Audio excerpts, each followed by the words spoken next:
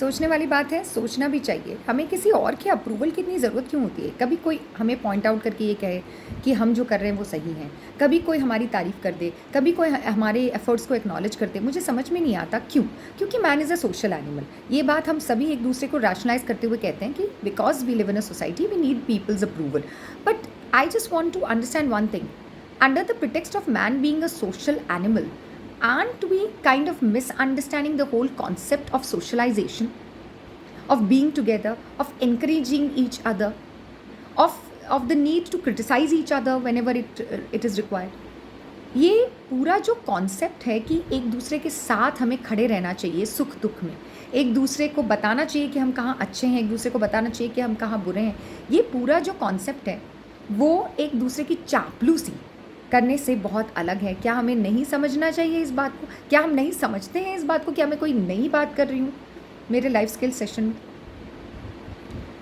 Y are you trying to be a people's pleasing person? मेरी समझ में नहीं आता। मैंने कितने सारे लोगों को देखा है, हमेशा दूसरों को अट्रैक्ट करने की जद्दोजहद में लगे रहते हैं। हम ये करेंगे तो हमसे वो इम्प्रेस हो जाएगा, हम वो करेंगे तो हमसे ये इम्प्रेस हो जाएगा। आपको किसी को इम्प्रेस करने की क्या ज़रूरत पड़ सकती है? इम्प्रेस वही लोग करते हैं जिनमें कोई टैलेंट नहीं होता। Let me be very clear, talented लोग दूसरों को इम्प्रेस नहीं करते, वो अपनी कला का प्रदर्शन करते हैं, वो अपने टैलेंट का प्रदर्शन करते हैं और उन्हें अच्छा लगता है जब लोग उन्हें अप्रिशिएट करते हैं। तो ये दो चीज़ें बहुत अलग है। और जब आप दूसरों को हमेशा प्लीज़ करने की कोशिश में रहते हो तब आप बड़े एक फ्लैटरर, एक चापलूस, एक साइकोफैंट हो जाते हो, जो आदत बहुत बुरी है। और आपको लगता है कि आपको ये कर करके अगर आपने कोई एक ऊपर का स्थान अगर प्राप्त भी कर लिया तो क्या आपको कॉन्शियंस जीने देगी आपकी? और अगर आपकी कॉन्शियंस ही नहीं है तो बात बिल्कुल अलग है। फिर वो कैटेगरी में अगर आप बिलोंग करते हैं तो फिर मैं आपसे कुछ कहना नहीं चाहती। जो कहते हैं कि व्हाट इज़ कॉन्शियंस, जो अपनी कॉन्शियंस को, अपनी आत्मा को मार कर ही बैठा है, तो उस कैटेगरी के लोगों से तो शायद हम बात कर ही नहीं सकते। Because you can take the horse to the pond through your soft skill sessions but you can not make him drink water. ये मैंने समझ लिया है कि मैं कितना भी लेक्चर दूँ, लेकिन अगर आपको नहीं समझना है तो आप नहीं समझेंगे। लेकिन जो समझदार है, समझदार को इशारा काफ़ी होता है। There is a vast difference between living in the society and living just to please the people in the society. और सोशलाइजेशन का, man is a social animal, हमें सोसाइटी की ज़रूरत है, हमें घरों की ज़रूरत है, हमें लोगों की ज़रूरत है, इसका अर्थ ये नहीं है कि हमें लोगों की चापलूसियाँ करने की ज़रूरत है। हमारा बॉस हमें जब कहेगा हम डिनर पे उसके साथ चले जाएंगे। क्यों चले जाएंगे? क्या हमारी अपनी कोई चॉइस नहीं है? और ये मैं सिर्फ औरतों के एंगल से नहीं कह रही हूँ, ये मर्दों के भी एंगल से कहती हूँ। जब बॉस बुलाता है, जब डिनर के लिए, जब बॉस बुलाए तब लंच के लिए क्यों जाना है? मेरी एक बात समझ में नहीं आती कि आप लोग दूसरों के कहे पर क्यों चलते हैं? क्योंकि वो खुश हो जाएगा और आपको प्रमोशन दे देगा।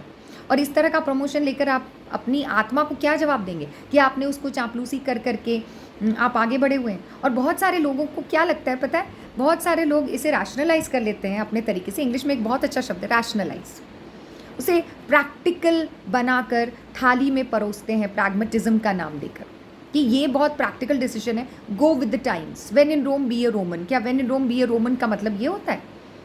या फिर ये होता है कि आप जहाँ रह रहे हैं वहाँ के कल्चर को एक्सेप्ट कीजिए, अडॉप्ट कीजिए और उस जैसा बनिए ताकि आप लोगों के साथ में, उनके लोगों के साथ में घुल मिल सके और आप प्रेजुडिस्ड न रहें उन लोगों के प्रति। मुझे समझ में नहीं आता कितने आसानी से हम जो कहावत है हमारे बड़े लोगों की, उन्हें तोड़ मरोड़ कर अपने तरीके से अपनी सहूलियत के लिए हम पेश कर देते हैं। When in Rome be a Roman, इसका अर्थ ये है कि चापलूसी करो।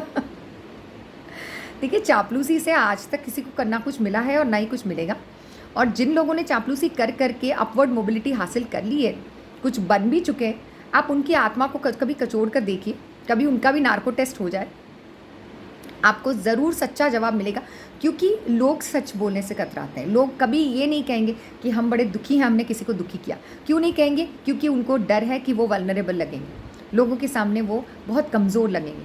लेकिन जो सत्यवादी है, जो सत्य से नहीं डरते और जो शांति की नींद लेना चाहते हैं, वो हमेशा सच बोलेंगे।